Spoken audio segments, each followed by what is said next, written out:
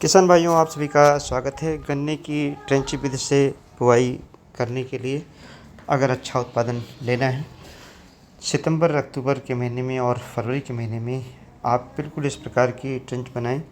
Trench की गहराई 30 centimetre हो, लेकिन अन्य किसानों से एक अलग काम आपको करना है। वो ये कि इस ट्रेंच में ट्राइकोडर्मा 1 कुंतल गोबर की सड़ी खाद में मिला करके बेवेरिया बेसियाना भी साथ में मिला सकते हैं और इसको डाल दें। जब आपको गन्ने की बुआई करनी हो तो इस ट्रेंच को करीब 10 दिन पहले बना लें।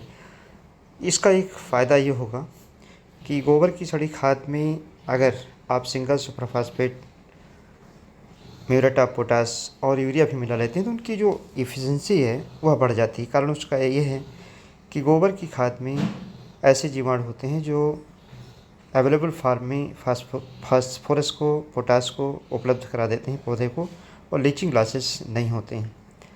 दूसरा इसका फ़ायदा है कि हार्ड जो पैन है नीचे की वो टूट जाती है, जिससे कैपिलरी एक्शन के माध्यम से गन्ना जब हम लगाते हैं उसके बाद बार बार हमको सिंचाई नहीं करनी पड़ती है, नमी मिलती रहती है। ये हमने आपको दिखाया है जो यंत्र है, 18,000 रुपये इसकी लगभग कास्ट है।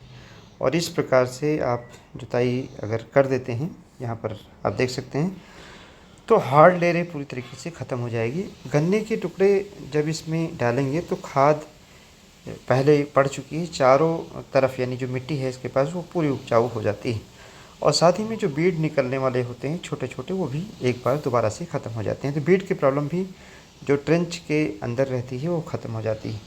अब इसमें हम गन्ने के टुकड़े को अगर डालते हैं, मिट्टी ढकना आसान हो जाता है, साथ ही में फर्टिलाइज़र उसके सीधे कांटेक्ट में नहीं होती है। लेकिन जैसे ही जड़ें निकलती हैं फर्टिलाइज़र कांटेक्ट में आती है और फर्टिलाइज़र की जो यूज एफिशिएंसी है, उपयोगिता है, वह इस विधि से बढ़ जाती है। इसका दूसरा एक पहलू और भी है कि जब जीवाणु हार्ड लेयर पर जाते हैं और गोबर की सड़ी खाद के साथ मिलते हैं तो ये मिट्टी धीरे धीरे उपजाऊ हो जाती है। इसमें जब पानी हम लगाते हैं तो पानी रुकता है।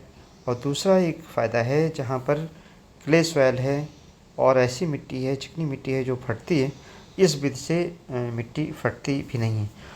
टुकड़ों को मिट्टी से ढकना भी आसान हो जाता है, चूँकि बिल्कुल पोलराइज्ड मिट्टी, भुरभुरी मिट्टी इस प्रकार के यंत्र को चलाने से उपलब्ध हो जाती है। उसके बाद जब पानी लगाते हैं तो मिट्टी बिल्कुल बराबर खेत में फैलती है। लेकिन जब आप इसका उलट देखें, जब किसान भाई ऐसे ही डालते हैं मिट्टी, तो ऐसी दशा में कहीं ज़्यादा और कहीं कम हो जाती है। लेकिन इसमें आप पावड़ी से चाहें तो मिट्टी को बराबर कर सकते हैं। धन्यवाद। जय हिंद, जय भारत।